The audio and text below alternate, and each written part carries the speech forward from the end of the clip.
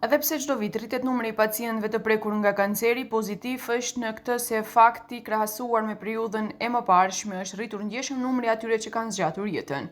Numri I rasteve të sapo diagnostifikuar mbetet relativisht stabil, domethënë çdo vit ka të njëjtin numër të sapo prekurve, por numri total rritet pikërisht për shkak të trajtimit mjekësor që është më bashkohor. U mundson atyre të jetojnë sa më gjatë se më parë.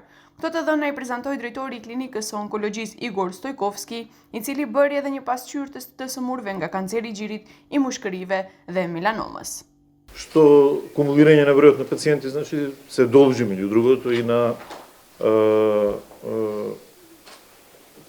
продължуване на третманот, прологиране, значи станува збор за терапија, посебно активна терапија која е ефикасна, значи во третманот на овие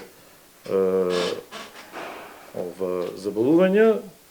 Rritja e vazhdueshme e fondeve të destinuara për terapi më cilësore ka një efekt të dukshëm në përmirësimin e jetës së pacientëve, theksoi drejtori I Fondit të Shëndetësisë Sasho Klekovski.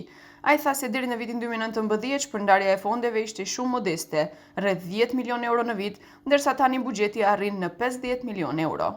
Конкретно за рак на дојка може да видите дека во 20-та издвојувањата биле околу 700 евро по пациент, да сега тие стигнат до 2500 евро по пациент.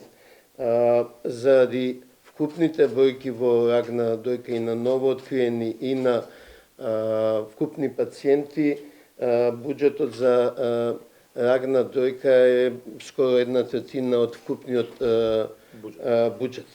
Klekovski tha se punohet intenzivisht për ilaçe të reja, kështu vitin e kaluar u prezantuan 6 ilaçe të reja, ndërsa këtë vit priten edhe 2 të reja për kancerin e gjirit, pastaj terapi për kancer të prostatës, si dhe zgjerimi I mbulimit të imunoterapisë. Në lidhje me problemin e vazhdueshëm të mungesës së ilaçeve për pacientët onkologjik, drejtori I Fondit të Shëndetësisë Sasho Klekovski tha se momentalisht mungon vetëm një ilaç, por kjo do të zgjidhet shpejt. Планираниот број на пациенти кои се соочувате со значително поголем број на пациенти од планираниот број на пациенти не едноставно да се одговори на потребите, затоа во 26-та година буџетот ќе биде зголемен за 50% за двата лека во ова категорија, бидејќи има уште еден.